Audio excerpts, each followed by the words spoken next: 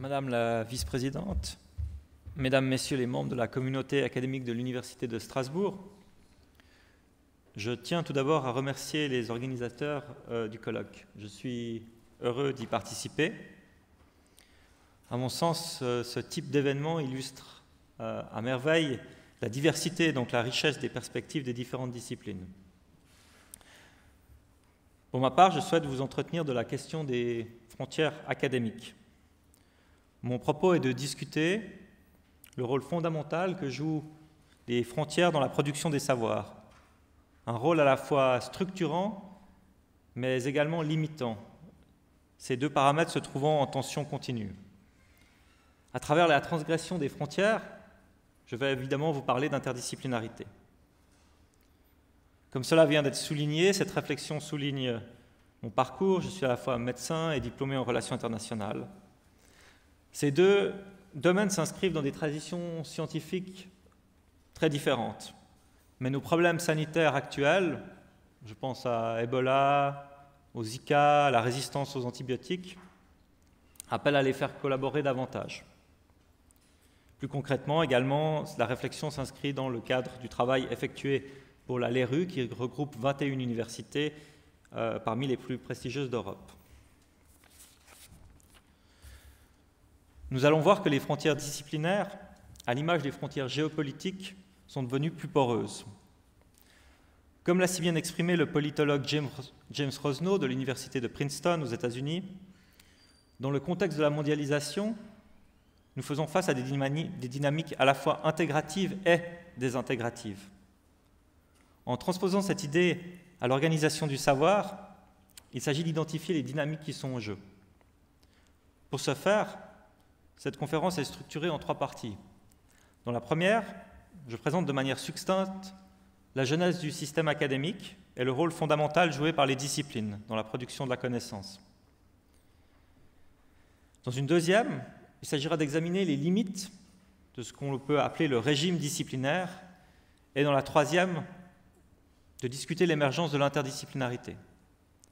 Cela permettra finalement d'explorer 3 modèles concernant l'avenir des institutions académiques et d'envisager des solutions pour encourager la collaboration entre les disciplines. Commençons par nous pencher sur la genèse du système académique. Loin de moi l'idée de faire une histoire exhaustive d'un système aussi complexe. Mais pour en résumer l'essentiel, je dirais que le système académique tel que nous le connaissons aujourd'hui s'est cristallisé autour de 3 idées phares, qui sont incarnées par 3 penseurs ayant vécu en Europe entre le XVIe et le XVIIIe siècle. Il y a d'abord le Britannique Francis Bacon, qui a jeté les bases de l'organisation de la connaissance scientifique moderne en imaginant la séparation entre les sciences humaines, les sciences de la vie et les sciences sociales. Ce principe est à la base de la spécialisation et de la différenciation des disciplines. À peu près à la même époque, il y a ensuite René Descartes, qui à un niveau philosophique symbolise le paradigme du réductionnisme, c'est-à-dire l'idée que l'on peut tout comprendre en examinant des parties de plus en plus petites. Cette idée essentielle a permis de simplifier des systèmes complexes qui nous entourent en des modèles étudiables empiriquement. Il y a finalement l'Allemand Wilhelm von Humboldt qui introduit plusieurs idées fondamentales concernant l'organisation du système académique. On mentionnera la primauté de la recherche pour établir de nouvelles connaissances, le lien ténu entre la recherche et l'éducation, et finalement l'égalité entre les disciplines. La combinaison de ces principes a donné lieu à un incroyable système de développement de la pensée. Celui-ci est associé à l'époque aussi à une foi dans la science, dont le démon de Pierre-Simon de Laplace en 1814 est peut-être l'illustration la plus poignante, je cite. Une intelligence qui, à un instant donné, connaîtrait toutes les forces dont la nature est animée et la situation respective des êtres qui la composent, embrasserait dans la même formule les mouvements des plus grands corps de l'univers et ceux du plus léger atome. Rien ne serait incertain pour elle, et l'avenir comme le passé serait présent à ses yeux. Aujourd'hui, cette idée fait sourire, après le principe d'incertitude de Heisenberg en physique et l'idée que nous vivons dans un univers fondamentalement probabiliste. mais un optimisme non tout à fait déplacé si l'on juge par la croissance exponentielle de la connaissance à travers les différentes disciplines académiques et ses répercussions sur le développement humain. Examinons à présent de plus près comment les institutions académiques se sont organisées pour produire les connaissances. Au début de l'histoire des universités, au Moyen Âge, les premiers hommes de science étaient des polymathes, c'est-à-dire des personnes qui avaient des connaissances approfondies d'un grand nombre de sujets différents. Chacun passait par les différentes branches du savoir qu'étaient la théologie, le droit ou la médecine. Avec la croissance de la connaissance pendant et après la révolution industrielle, il est devenu de plus en plus difficile de tout savoir sur tout. Anticipant ce problème au XVIIe siècle, Blaise Pascal avait considéré dans les Pensées qu'il valait mieux savoir un peu de tout sur tout que tout sur une chose. Mais l'histoire des sciences a été tout le contraire. En effet, afin de circonscrire les sujets d'étude, les institutions académiques se sont progressivement structurées autour des disciplines. Si l'on remonte à l'origine des disciplines, il existe plusieurs définitions des disciplines académiques. Je vais me contenter de citer, tout en la traduisant de l'anglais, la définition de Berger, pour laquelle une discipline académique est un ensemble spécifique de la connaissance avec sa propre approche de l'éducation, de la formation, des procédures, des méthodes et des contenus. Au point de vue épistémique, cette définition se réfère à deux principes principaux. Il s'agit d'abord du contenu, c'est-à-dire l'objet de la recherche et le corps de connaissances qui lui est lié, et deuxièmement des méthodes de recherche et d'enseignement. Si l'on remonte à l'origine des disciplines, cette définition semble tout à fait correcte, car chacune d'entre elles s'est construite autour d'un domaine d'étude particulier. Aujourd'hui, cette définition ne résiste néanmoins pas longtemps à l'épreuve de l'analyse. Ainsi, est-ce que les contenus de la biologie et de la médecine sont-ils totalement différents? Est-ce que les champs de recherche le sont-ils également? L'analyse de texte n'est-elle pas une méthode utilisée à la fois par le droit et l'histoire? Ce ne sont là que quelques exemples parmi beaucoup d'autres. Aucun des critères susmentionnés ne semble aujourd'hui absolu pour définir une discipline par rapport à une autre. En d'autres termes, on ne peut affirmer que si et seulement si ce critère est présent, alors X est une discipline. Considérant cette absence de critères absolus, il semble que l'existence d'une discipline procède par addition de critères. Plus le nombre de critères est élevé et plus chaque critère est manifeste, plus une discipline sera établie et reconnue. En outre, le nombre d'étudiants et surtout les ressources disponibles déterminent également la reconnaissance d'une discipline. Finalement, la présence d'un lien fort et direct entre une discipline et une profession, comme le droit ou la médecine, constitue un facteur important dans la force d'une discipline. Il s'agit en effet de former des diplômés capables d'exercer une profession associée à des responsabilités particulières qui sont souvent régies par la loi. Cette réflexion nous amène à remarquer que des facteurs sociaux jouent un rôle dans la définition des disciplines. Aussi, afin de mieux comprendre ce que sont ces entités, il est intéressant d'adopter une approche qui combine plusieurs perspectives. Un premier élément de réponse réside dans une analyse étymologique. Le mot discipline provient du latin discipulus, qui signifie à la fois élève et enseignement, et renvoie notamment à l'ordre et à la construction rigoureuse. Disciplines sont en ce sens une manière d'organiser les savoirs associée à une volonté de rigueur et de systématisme. Deuxièmement, à un niveau philosophique, les disciplines constituent un canevas pour identifier, circonscrire et analyser les phénomènes observables. Le pouvoir analytique qui en découle permet d'explorer et de comprendre les phénomènes dans leur profondeur en réduisant des problèmes complexes à des questions qui peuvent être examinées de manière théorique, expérimentale ou empirique. Dans ce sens, les disciplines permettent de développer l'arbre de la connaissance. Mais plus que l'accumulation des savoirs, les disciplines fournissent une perspective sur la réalité à travers leur identité cognitive spécifique. En d'autres termes, elles structurent nos catégories de pensée. Troisièmement, d'un point de vue sociologique, la discipline, qui jusqu'au début de la science moderne avait été une unité de classification de la connaissance à des fins d'enseignement, se développe comme un système social concret de la création de nouvelles connaissances. Avec la licence, la maîtrise, le doctorat, l'habilitation, le professorat, nous avons un système par franchissement d'étapes qui structure la progression professionnelle. Plus on avance dans ce système, plus la revue par les pairs devient importante, jusqu'à la nomination professorale par le collège des professeurs. Ce qui est clé d'un point de vue social, c'est l'appartenance à une communauté de chercheurs partageant un jargon ainsi que des critères qui leur permettent de s'évaluer mutuellement. En ce sens, les disciplines constituent un système social autonome grâce à ces mécanismes d'autoreproduction dans les institutions académiques. À la lumière de ces trois perspectives, les disciplines apparaissent comme le résultat de processus de construction à la fois organisationnel, épistémique et social, dont les débuts, sous une forme moderne, remontent au XVIIe siècle. Ce système combinant la stabilité et la rigueur, la différenciation épistémique et l'autoreproduction sociale, a résulté en un accroissement des connaissances dans tous les domaines de la science.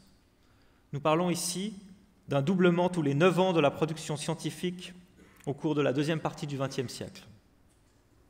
En d'autres termes, la délimitation des champs en disciplines académiques est devenue l'un des outils les plus puissants pour aller au fond des choses. En un mot, l'apport des disciplines à la compréhension du monde est immense. Nous venons d'élaborer sur la définition des disciplines et sur la force du système disciplinaire. Il s'agit maintenant de se pencher sur les limites de ce système. Une première question est de se demander dans quelle mesure le découpage opéré par les disciplines correspond-il à l'organisation du monde réel. Celles et ceux qui s'inscrivent dans un héritage positiviste n'auront peu ou pas de doute sur la question. Les disciplines sont le reflet de la réalité. Partons du principe qu'il n'existe pas de catégorie en dehors de l'esprit humain. Une critique formulée par certains philosophes des sciences est que la création des catégories est toujours un acte réducteur qui simplifie la réalité alors qu'il existe de multiples manières de percevoir et de comprendre le monde qui nous entoure. Ainsi, au début de l'Internet, la société Yahoo avait cherché à organiser le contenu grandissant par catégories, mais personne ne trouvait ce qu'il cherchait. L'avancée par Google a consisté à créer un moteur de recherche qui fonctionne par association de mots-clés et non pas par catégorie. Cela a contribué à révolutionner Internet. Par analogie, les disciplines catégorisent le réel et à travers cet acte réducteur conditionnent notre perception de celui-ci. Ainsi, une organisation strictement disciplinaire de la connaissance limite notre compréhension du monde. On aura par exemple tendance à dire que la tuberculose est un problème médical, alors qu'il s'agit d'un problème sanitaire, économique, mais qui comporte également de fortes composantes sociales et politiques. La conséquence est que, bien que notre catégorisation du réel en disciplines suive une logique établie, il est possible d'imaginer un autre système d'organisation des savoirs. Je vais revenir sur cette idée à la fin de mon exposé, mais souhaite auparavant terminer mon tour d'horizon des principales critiques faites aux disciplines. La deuxième critique a trait à la spécialisation toujours plus pointue que les disciplines sous-tendent. Aujourd'hui, l'accumulation de connaissances est telle qu'il est devenu difficile de maîtriser un sous-sujet de sa discipline. Dans mon domaine de formation, qui est la médecine, prenons le VIH-Sida. C'est une maladie très importante qui cause environ 1 million de décès par année en 2015, principalement en Afrique subsaharienne. Visitons PubMed, c'est-à-dire la base de données la plus utilisée pour trouver des articles scientifiques dans le domaine biomédical. Procédons à une recherche de mots-clés en faisant l'hypothèse que si le terme VIH fait partie du titre ou du résumé d'un article, alors l'article en question traitera du moins en partie de cette maladie. Focalisons-nous sur une année, 2014. Le nombre de résultats s'élève à 15 522 publications. Cela signifie qu'en moyenne 43 nouveaux articles sont publiés sur le sujet chaque jour. J'ai bien dit chaque jour. Il est donc très difficile, voire impossible, de lire tout ce qui est produit sur le VIH-Sida. La spécialisation croissante des domaines de connaissances induit une difficulté à conserver la connexion entre les éléments que nous produisons à travers les disciplines. En privilégiant la profondeur de l'analyse, nous avons tendance à perdre de vue l'ensemble. La troisième critique relève de la sociologie des connaissances. À l'image de Pierre Bourdieu, certains sociologues ont critiqué le processus conservateur qui caractérise l'organisation du système académique. Le système de reproduction des disciplines a pour corollaire de restreindre les théories, perspectives et méthodes acceptées par chacune d'entre elles, créant des territoires délimités dans lesquels les disciplines se trouvent, pour ainsi dire, prisonnières. Au Royaume-Uni, les ethnologues Tony Bechler et Paul Troller ont conduit dans les années 80 et suivantes des études ethnographiques sur ce qu'ils dénomment les tribus académiques et leurs territoires. Leur thèse principale est que les territoires disciplinaires sont strictement gardés et que la discipline auquel on appartient détermine en grande partie les caractéristiques des chercheurs, non seulement dans leur pratique de la recherche, mais également dans leur perception du monde. Alors que les disciplines tendent à écarter de leur spectre les comportements trop déviants, elles favorisent la reproduction d'une science normale, pour reprendre l'expression de Thomas Kuhn. La combinaison des trois critiques, réduction de la complexité, hyperspécialisation et reproduction d'une science normale, génère une dynamique de repliement des disciplines sur elles-mêmes. À l'Université de Genève, j'ai mené un travail visant à identifier les compétences dans le domaine de la santé à travers toute l'université. Ce travail a montré premièrement que les compétences en santé étaient présentes dans l'ensemble de l'université et pas seulement à la faculté de médecine. De plus, ce travail a montré que certains thèmes, comme la relation médecin-malade,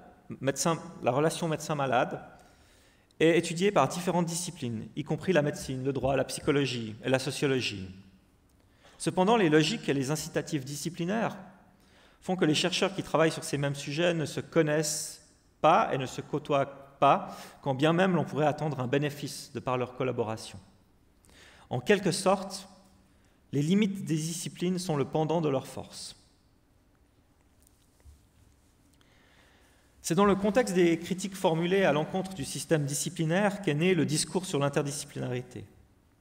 Bien que, selon les recherches de l'historien d'Harvard, Harvey Graff, le terme ait été utilisé depuis les années 1920, on peut marquer la naissance d'un mouvement scientifique de l'interdisciplinarité par une conférence qui eut lieu à Nice en 1970.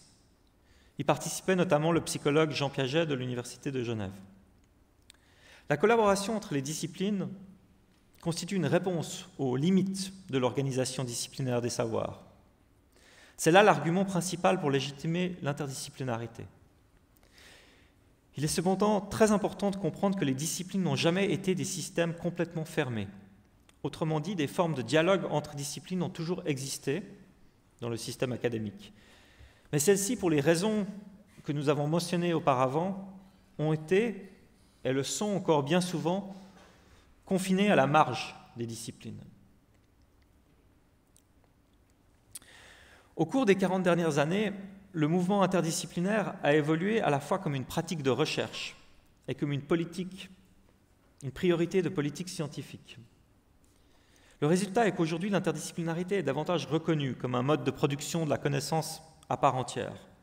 Des enseignements, des projets de recherche, voire même des structures telles que des centres interfacultaires sont labellisés interdisciplinaires. En un mot, l'interdisciplinarité est dans l'air du temps. Cependant, alors que le système académique demeure organisé principalement autour des disciplines, il reste encore du chemin à parcourir pour que la collaboration entre les disciplines atteigne son plein potentiel. Afin de bien cerner quel est ce potentiel, il faut s'intéresser aux facteurs actuels qui légitiment des approches interdisciplinaires. Ceux-ci sont d'ordre à la fois sociétal et scientifique. Au niveau sociétal, nous sommes entourés de systèmes complexes dont la connaissance des différentes parties ne permet pas à elle seule de comprendre l'ensemble du système. Alors que les disciplines tendent à se focaliser sur l'étude des parties, il existe une divergence entre l'organisation disciplinaire du monde académique et les questionnements de la société qui requièrent une analyse systémique.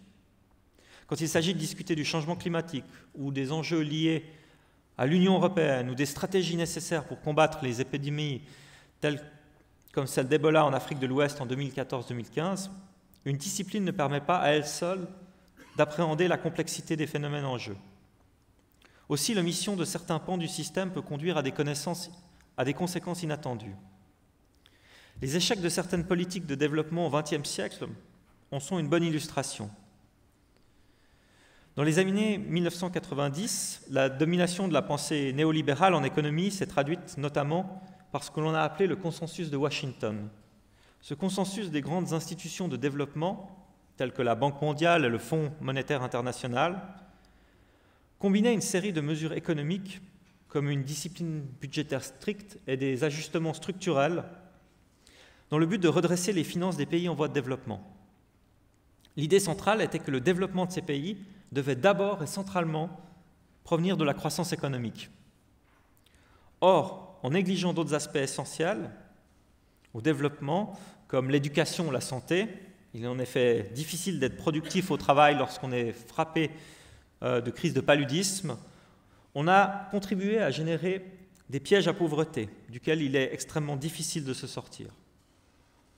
Dans un autre registre, les progrès technologiques, qui souvent dérivent de découvertes dans les sciences fondamentales, ont révolutionné la façon dont les êtres humains vivent sur la planète. Alors que les nouvelles technologies cherchent à résoudre des problèmes spécifiques, les défis et les transformations résultant de leur adoption vont souvent bien au-delà de leur impact direct. On songera notamment aux conséquences pour l'environnement et la santé humaine des émissions de gaz à effet de serre, de la diffusion de l'insecticide DDT à grande échelle pour éradiquer le paludisme dans les années 60, ou encore à la construction de grands barrages. Au-delà de l'évaluation de l'impact sanitaire et environnemental, l'impact social, y compris ses dimensions juridiques, sociologiques et éthiques, contribue à cerner les perceptions de la population, voire à anticiper un rejet de ces technologies. Lorsque ces aspects sont négligés, cela peut conduire à une impasse politique et sociétale quant à leur utilisation. Un bon exemple, également discuté ce matin, est l'impasse actuelle concernant l'utilisation des organismes génétiquement modifiés. Les illustrations ne manquent pas pour montrer que lorsque les décisions sont prises sur la base de l'expertise d'une discipline, en l'absence de ce qui se trouve en dehors de son champ d'étude, c'est-à-dire de sa frontière, alors les risques sont grands de faire face à des conséquences non anticipées dans le monde réel. La recherche interdisciplinaire est en ce sens nécessaire pour évaluer l'impact des technologies, y compris la perception par les citoyens, pour encadrer les débats concernant l'innovation et pour mieux utiliser les technologies dans la perspective du développement durable de la société humaine. Au-delà des arguments sociétaux que je viens d'énoncer, l'interdisciplinarité répond également aux besoins des chercheurs pour produire de nouvelles connaissances fondamentales. Des champs scientifiques comme la biochimie ou plus récemment les neurosciences sont nés de la collaboration entre plusieurs disciplines. D'une manière plus générale, la grande convergence scientifique à laquelle nous assistons dans le domaine des sciences de la vie, je pense notamment à la physique, la chimie et la biologie, et au-delà, amène à étudier des interactions qui traversent les niveaux d'organisation et donc les disciplines. En outre, les progrès dans les technologies de l'information et de la communication, y compris l'augmentation massive de la puissance de calcul des ordinateurs, la connectivité à travers Internet et la miniaturisation de l'informatique personnelle avec les téléphones dits intelligents, incitent les chercheurs à formuler des questions de recherche de plus en plus complexes et à mesurer des phénomènes difficilement accessibles. On songera par exemple au grand collisionneur de Hadron au Centre européen de la recherche scientifique.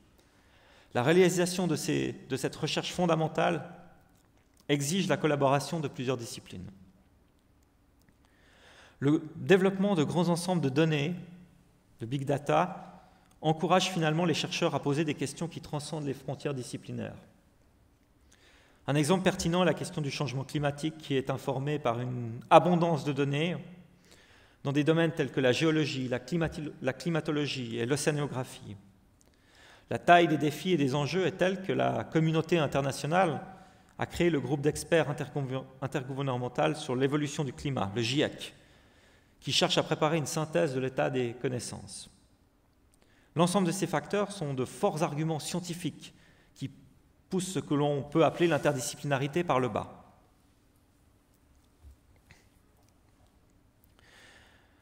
Alors qu'elle est mue par des forces à la fois sociétales et scientifiques, l'interdisciplinarité continue à susciter des réactions contrastées dans les universités.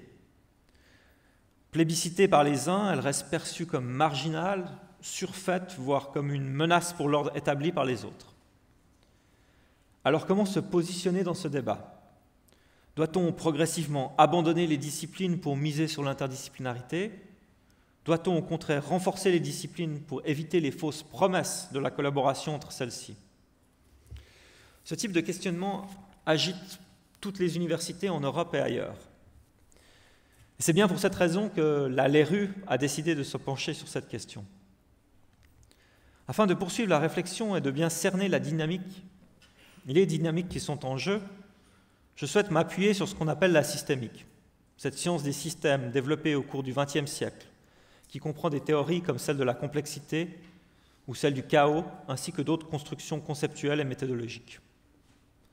Cette approche systémique est utilisée de manière croissante dans les sciences de la vie que les sciences sociales. On songera notamment à l'analyse des réseaux sociaux ou à la biologie des systèmes.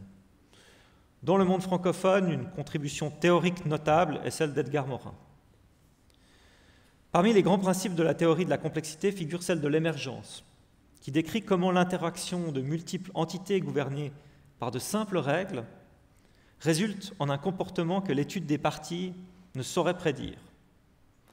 Un bon exemple est la conscience, qui émerge à partir de l'interconnexion de milliards de neurones qui sont somme toute des entités assez simples.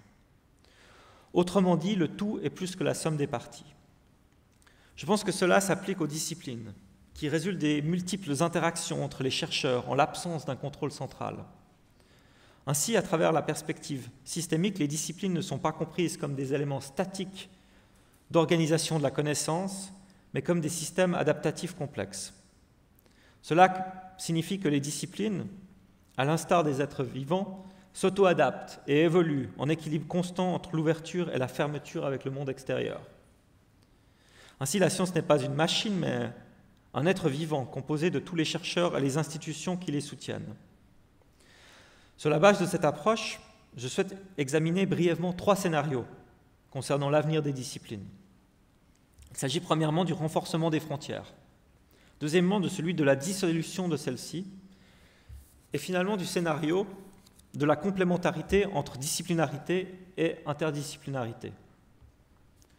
Le maintien, ou plutôt devrais-je dire le retour à des frontières disciplinaires moins perméables est une possibilité. Les principaux avantages d'un tel système relativement fermé, nous les connaissons déjà. Il s'agit d'assurer la reproduction de la discipline selon des critères stricts afin de favoriser l'accroissement de connaissances de pointe sur des sujets extrêmement précis. Sans apport extérieur, ce système centripète améliore nos compétences, mais la fermeture des frontières tend sur le moyen terme à réduire l'hétérogénéité de la discipline et à en limiter le potentiel d'innovation. À l'échelle de l'ensemble des disciplines, cela résulte en des îlots disciplinaires qui, bien qu'ils favorisent l'émergence de nouvelles connaissances et technologies, ne permettent de répondre que d'une manière très imparfaite à nos questionnements actuels. Dans un tel modèle, il a été imaginé de construire l'interdisciplinarité par mimétisme sur le modèle d'une discipline. Il y aurait ainsi dans l'université, à côté de la recherche disciplinaire, des chercheurs spécialisés dans l'interdisciplinarité qui se chargeraient d'intégrer les connaissances. Ce modèle comporte, à mon sens, un problème fondamental. Il me semble en effet difficile d'intégrer les connaissances sans la compréhension des mécanismes fondamentaux qui sont étudiés par les disciplines. Penchons-nous à présent sur un second modèle, basé sur l'idée de consilience, c'est-à-dire celle que l'ensemble des savoirs est fondamentalement interconnecté. Une option radicale serait la dissolution des frontières disciplinaires. Cela aurait pour effet de rassembler les chercheurs à l'échelle de l'université. Car lorsque les barrières d'un système deviennent trop fines, alors celui-ci ne peut exister qu'à un niveau d'organisation plus élevé. En sus des difficultés administratives qui pourraient découler d'un tel système, un autre obstacle résiderait dans la difficulté de juger de la qualité des travaux en raison de la diversité des approches scientifiques. Alors que les traditions disciplinaires et subdisciplinaires structurent les approches de la connaissance à un niveau à la fois épistémique et social, le risque serait élevé de sombrer dans une vision où tout devient possible et relatif. C'est essentiellement la critique que l'on a fait au postmodernisme. Pour remédier à ce problème, certains ont par exemple imaginé de réorganiser les institutions académiques d'une manière complètement postdisciplinaire, en les structurant sur la base de grands problèmes de société. Bien qu'il soit possible d'imaginer une autre organisation de la science, n'oublions pas non plus la dépendance au chemin emprunté. Les coûts de transaction associés avec une réorganisation complète des institutions académiques seraient très élevés. L'examen des deux premiers modèles suggère qu'une trop grande fermeture ou à l'inverse une trop grande ouverture des disciplines ne sont pas idéales. En effet, tout système complexe requiert d'être à la fois suffisamment fermé et ouvert pour fonctionner. Comme l'exprime Edgar Morin, je cite, « Dans un sens, le système doit se fermer au monde extérieur afin de maintenir ses structures et son milieu intérieur, qui sinon se désintégrerait. Mais c'est son ouverture qui permet cette fermeture. » Je ferme les guillemets. Bien qu'il applique ceci au système vivant, je pense qu'en d'autres termes, les frontières sont nécessaires à la production de la connaissance, mais c'est leur transgression qui nourrit le système et permet de maintenir des disciplines dynamiques et fortes. C'est ce que j'appellerais le cercle vertueux entre la disciplinarité et l'interdisciplinarité. Il s'agit d'un modèle où les savoirs générés par les disciplines sont constamment mis en tension à travers l'interdisciplinarité, d'une manière similaire à ce qui se passe à l'intérieur même des disciplines. Dans cette perspective, l'interdisciplinarité repose principalement sur l'intégration des savoirs disciplinaires, et donc les disciplines sont une précondition de l'interdisciplinarité. Réciproquement, l'interdisciplinarité permet de nourrir les disciplines de nouveaux concepts, modèles et théories, renforçant leur dynamisme.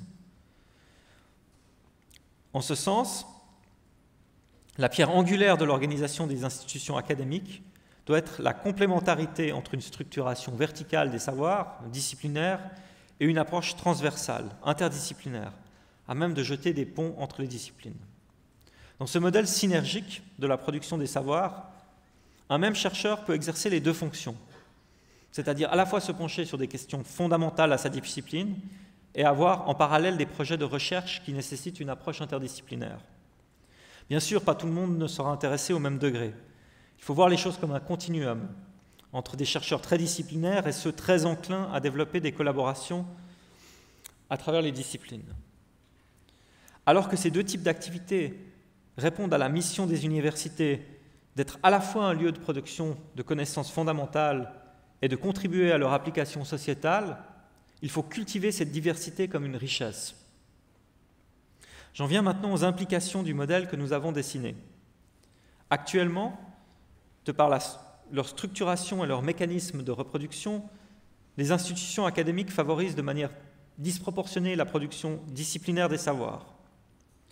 Enclencher le cercle vertueux signifie encourager et investir dans l'interdisciplinarité, mais également l'encadrer. En rapport avec le travail accompli pour l'ERU, qui établit 66 recommandations, que je ne vais pas détailler ici, je pense que des transformations doivent avoir lieu à 3 niveaux fondamentaux. Le premier niveau concerne la gouvernance des institutions académiques, où il est premièrement important que l'interdisciplinarité soit reconnue comme une partie intégrante de la production des savoirs. À terme, il s'agit de créer une culture de l'interdisciplinarité.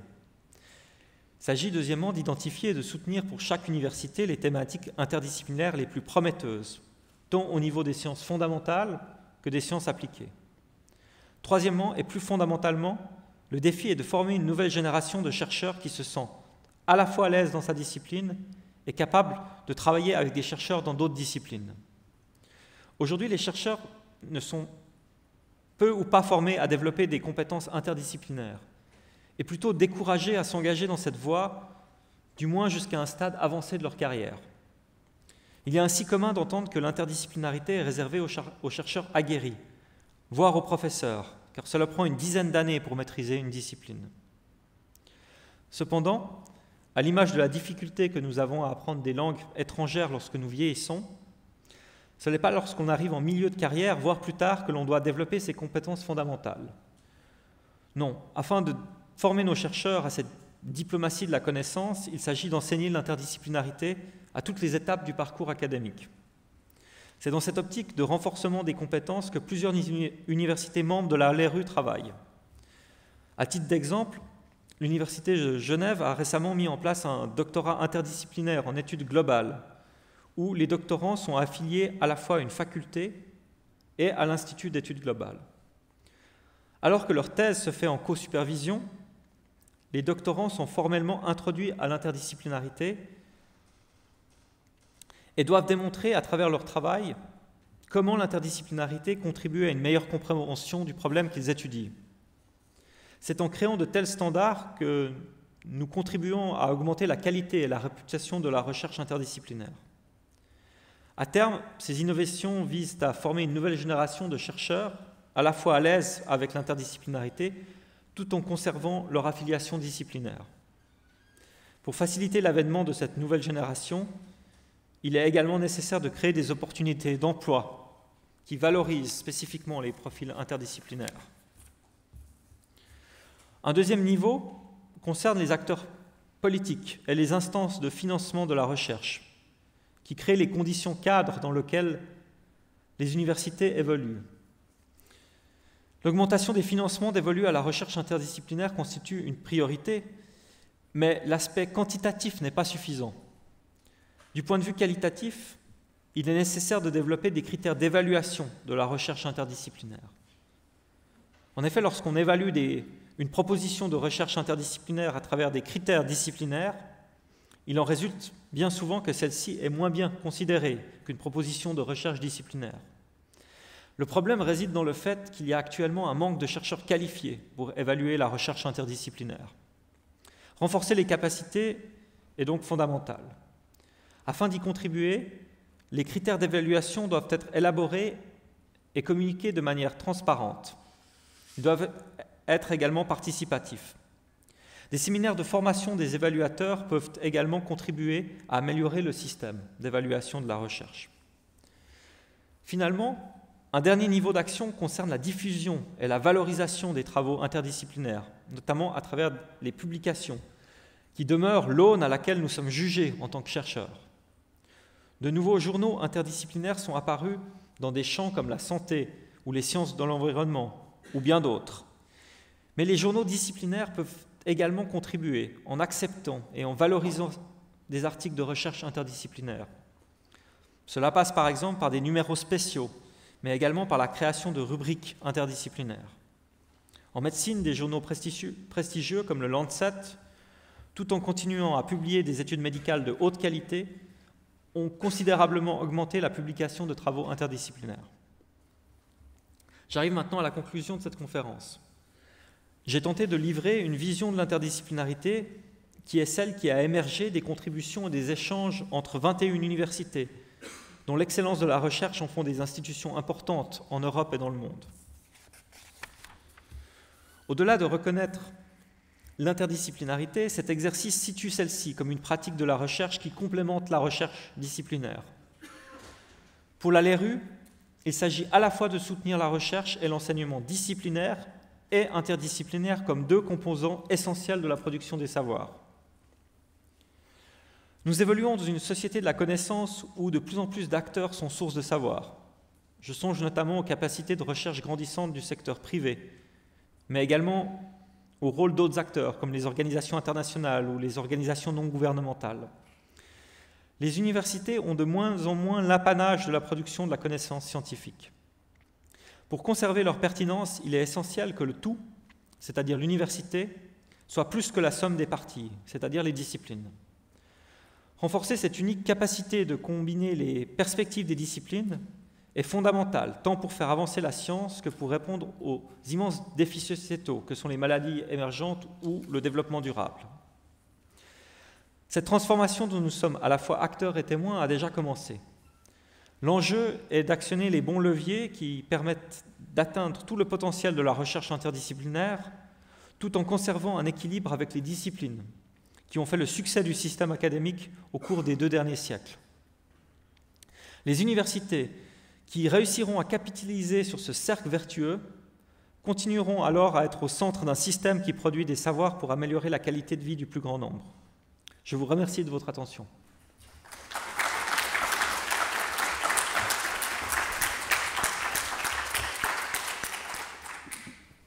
Merci mille fois pour ce fabuleux exposé, très complet, qui répond finalement à de nombreuses questions que nous nous sommes posées toute cette année de réflexion au niveau de notre université sur ce que c'est que l'interdisciplinarité, quel est l'équilibre entre les disciplines et l'interdisciplinarité et comment promouvoir cet équilibre et comment valoriser à la fois le disciplinaire mais aussi à la fois l'interdisciplinaire. Merci, merci beaucoup. Est-ce qu'il y a des questions? Oui, Serge. Oui, bonjour et merci pour votre exposé qui est effectivement extrêmement enrichissant et répond à pas mal de questions.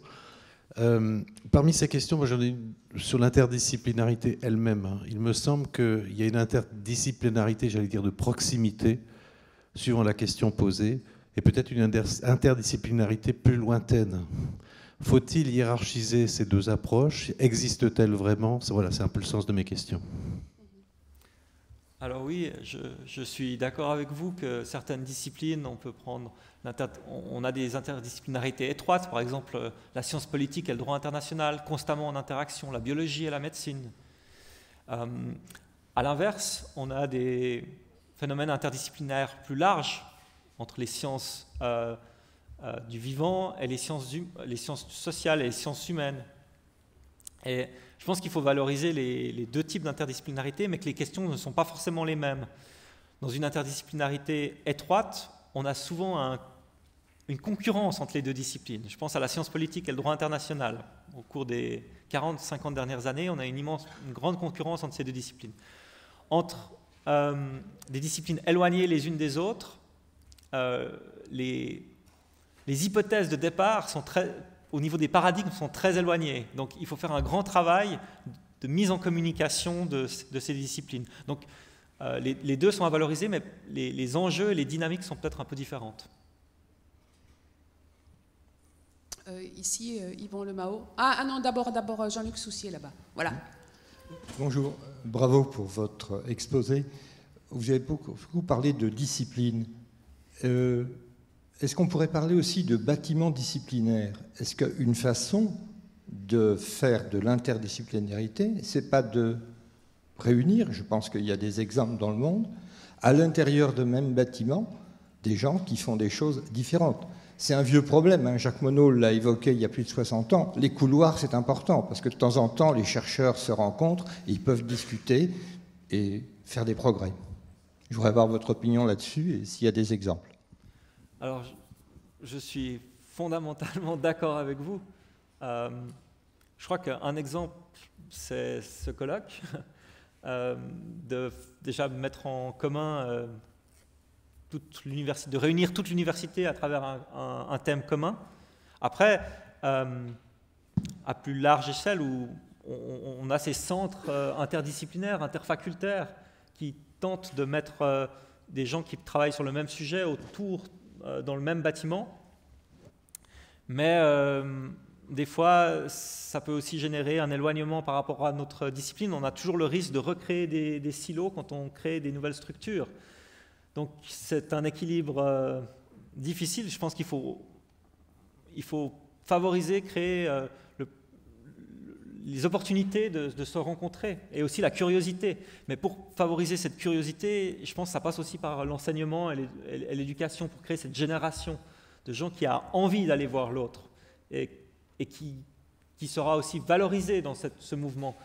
Puisque pour beaucoup de personnes, la discipline reste encore la manière dont on est jugé, donc on n'a pas forcément d'incitatif à aller à l'extérieur. Yvon Lemao. Oui, on a été confronté à tous ces problèmes quand on a créé il y a quelques années l'Institut pluridisciplinaire Hubert Curien à Strasbourg, qui est la fusion de 3 laboratoires dans le domaine de la physique nucléaire, physique des particules, un laboratoire d'écologie qui était déjà pluridisciplinaire puisqu'il allait de l'éthologie à la biologie moléculaire, et puis un laboratoire de chimie analytique. Donc on a été confrontés à ce problème. Et certains nous ont dit, il y a une chose qui ne va pas, finalement le pourcentage de recouvrement il est faible. Et ma réponse, et je crois que c'est tout à fait dans l'axe de ce que vous avez dit, ma réponse alors avait été de dire, oui mais l'important, peu importe si on est nombreux aux interfaces entre ces disciplines, mais ce qui importe c'est de faire des choses qui ne se font pas ailleurs.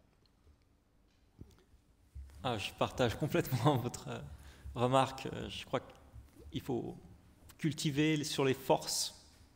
Dans chaque institution académique, on a différentes choses qu'on peut mettre ensemble qui correspondent à l'expertise. Et le fait de regrouper pour essayer de cultiver l'interface en fonction de l'expertise, c'est ça que chaque université doit faire, doit analyser les compétences qui sont présentes dans l'université, voire sentir où des évolutions vont se faire. Et je crois que ça, il n'y a pas de... Enfin, comment dire, je ne crois pas qu'il y a de recette miracle pour ça.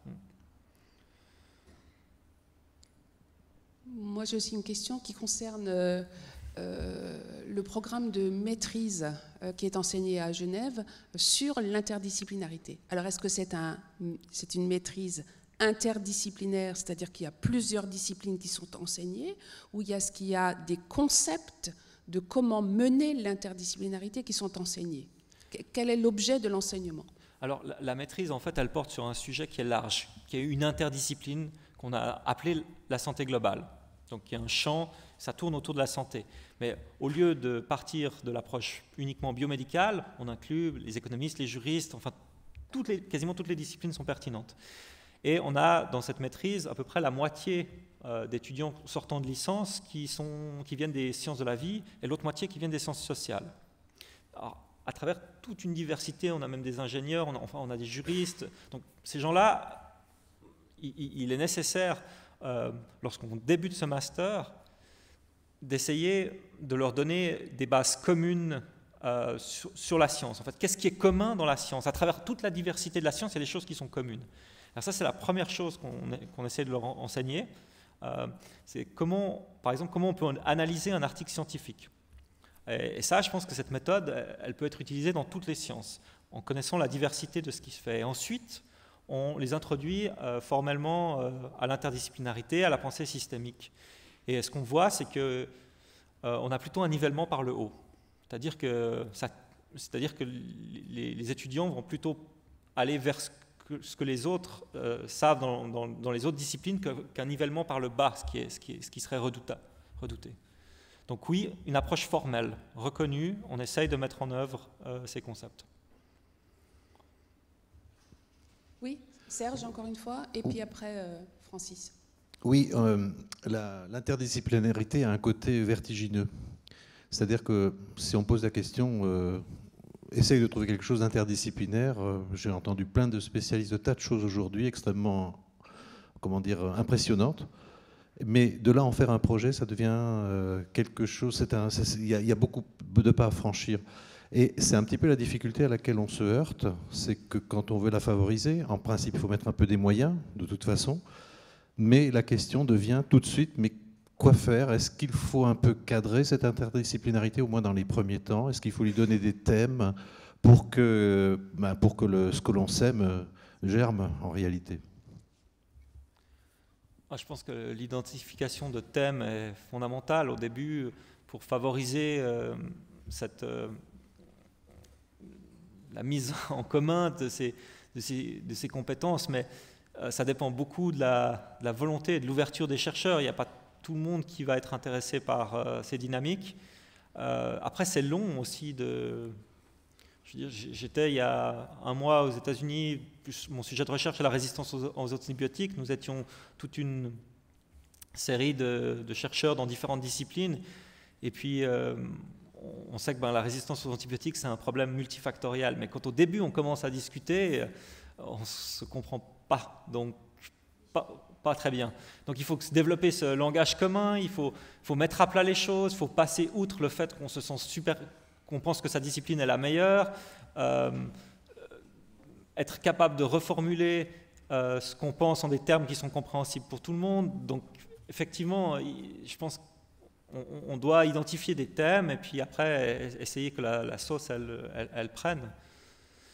Mais les incitatifs sociétaux et scientifiques sont, à mon avis, extrêmement forts pour ça. Francis Kern.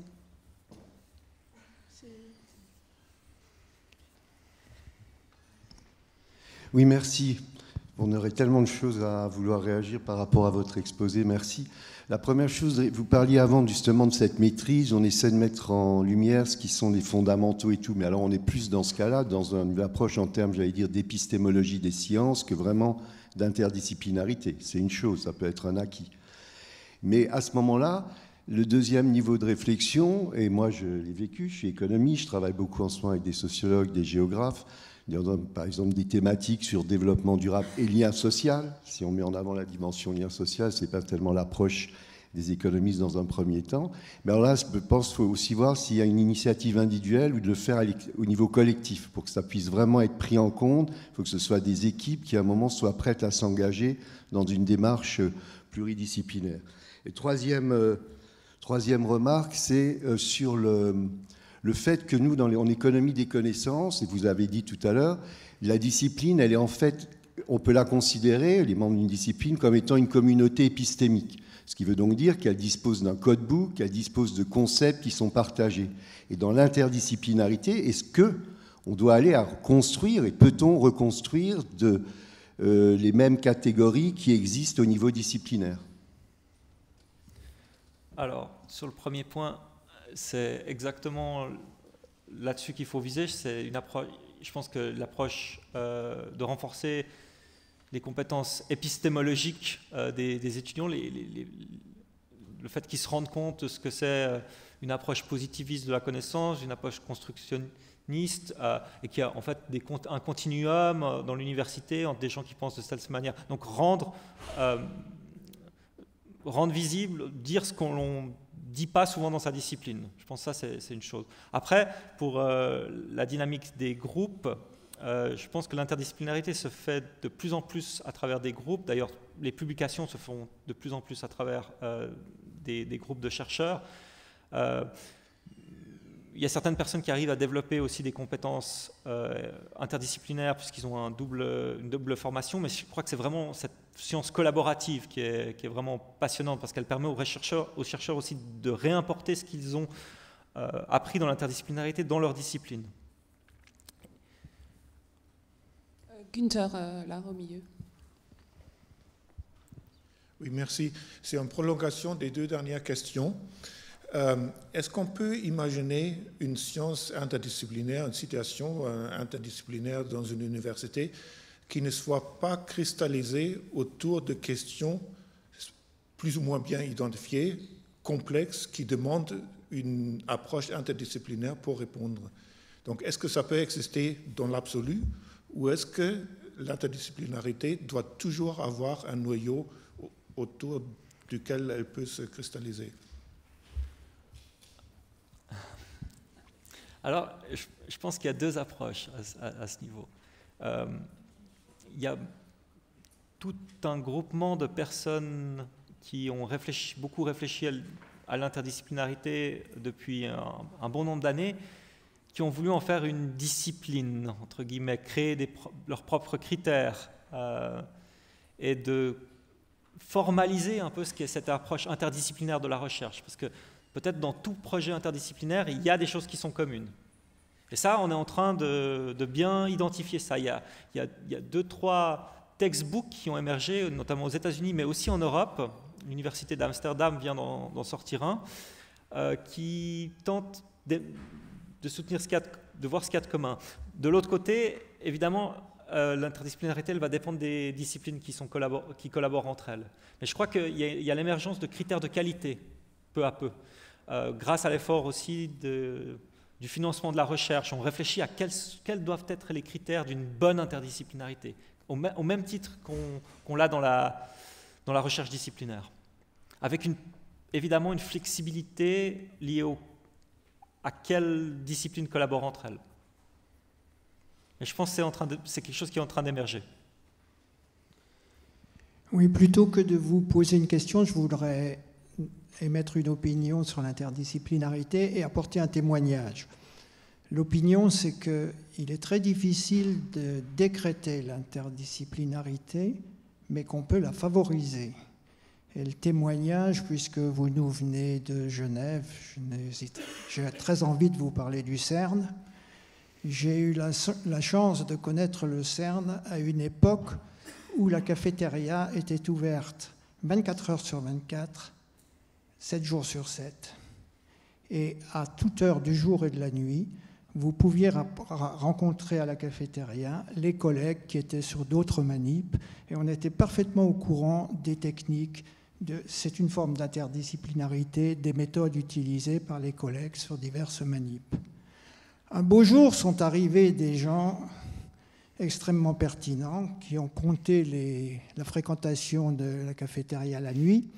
Évidemment, ils ont établi des horaires d'ouverture qui petit à petit se sont réduits. La parade à ça a été de créer des cafétérias dans les divers bâtiments, dans les divers groupes. Et ça, c'était, d'une certaine manière, la fin de l'interdisciplinarité. Je crois que c'est une très jolie histoire qui revient à la question qui a été posée. Et je suis aussi d'accord sur le fait que c'est difficile de vouloir la créer, mais qu'on peut favoriser, on peut créer les conditions, on peut l'inciter. Et dans le rapport pour l'ALERU, justement, on dit oui, d'un côté, il faut que les universités identifient les thématiques, mais de l'autre côté, il faut créer des opportunités pour que les gens soumettent leurs projets ensemble. Et puis peut-être qu'il y a plusieurs projets qui ne vont pas marcher, mais certains vont fonctionner. Et c'est comme ça que les choses peuvent peut-être avancer. Il y a encore une question là-haut, monsieur, oui. Oui, ma question émane non pas d'un scientifique, mais d'un vieillard. Et je fais allusion là à ce professeur du Collège de France qui disait « une vie d'analyse pour une année de restructuration ». Alors je pose la question, est-ce que vous ne pensez pas que c'est avec l'âge qu'on peut se permettre une interdisciplinarité ou par une équipe, mais on ne peut pas le demander dans un jeune âge à un professeur ou à un chargé de cours dès l'origine. On ne peut pas connaître tout de toutes les disciplines que l'on voudrait faire connaître.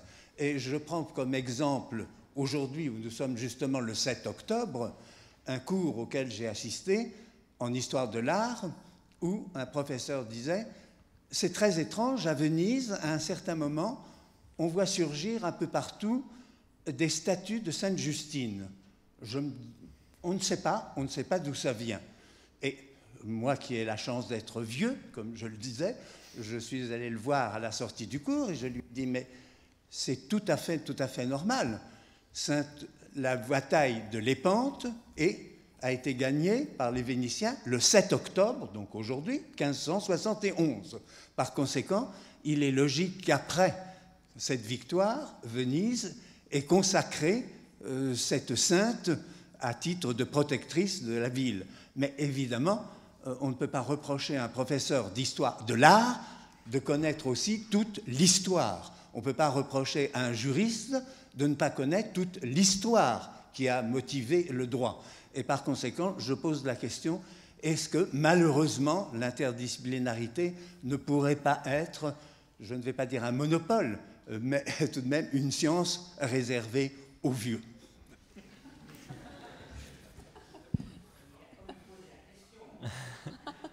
Alors, oui, j'en ai aussi parlé dans l'exposé, et c'est quelque chose que l'on entend souvent vis-à-vis du contenu, mais de toute façon, le contenu, on peut même très difficilement savoir tout ce qui se passe dans sa discipline.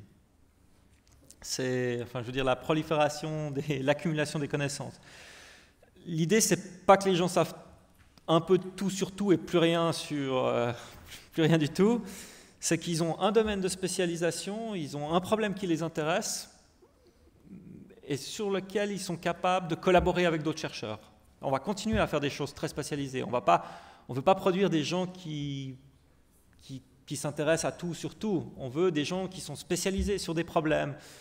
Personnellement, je m'intéresse à la résistance aux antibiotiques et je collabore avec des collègues médecins, mais également d'autres personnes qui s'intéressent à ça parce que leur éclairage m'aide à renforcer ma perspective dans ma discipline. C'est la compétence de pouvoir s'intéresser et de comprendre ce que font les autres qui est intéressant pour se nourrir. Mais il faut être à la fois fort dans sa discipline et être capable de communiquer de manière interdisciplinaire. Et c'est là la tension et c'est là la difficulté, je pense. Oui, madame. Simplement pour aller dans ce sens et pour reprendre des choses qui ont été dites, c'est un témoignage, hein, j'ai eu la chance de fréquenter pendant 3 ans un collège doctoral allemand, un Graduiertenkolleg soutenu par la DFG, dont le thème était justement interdisciplinarité. Donc en tant que doctorante, étrangère de surcroît, j'ai pu pendant 3 ans discuter 4 heures par semaine. Les séminaires étaient construits de cette façon. 4 heures par semaine pendant le semestre, 2 heures de lecture finalement épistémologique, je ne m'en rendais pas compte à l'époque, mais c'était ça, et 2 heures de discussion sur quelqu'un présenter son thème devant tous les autres de disciplines différentes. Ça marchait très bien et c'est exactement ce que vous proposez comme... Enfin, je pense que ça rejoint des expériences positives qui ont été décrites. Je le dis parce que ce n'est pas très fréquent en France. Encore peut-être une dernière question, oui.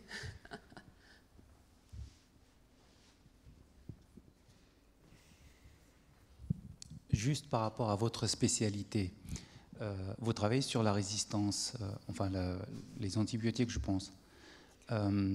Pourquoi ne pas rompre cette frontière qui est entre les pays de l'Est et les Occidentaux et voir un petit peu la thérapie par les bactériophages ?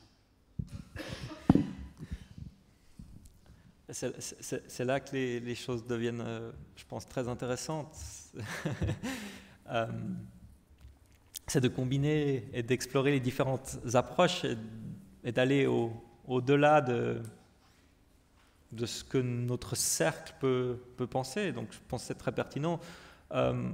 J'ai récemment travaillé, et notre idée c'était par exemple de dire les antibiotiques c'est une ressource naturelle qu'on a gaspillée en 70 ans.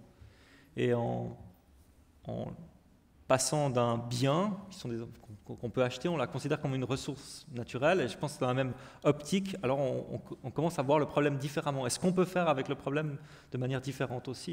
Et je pense qu'il faut être capable d'évaluer différentes stratégies qui sortent des fois de ce qu'on...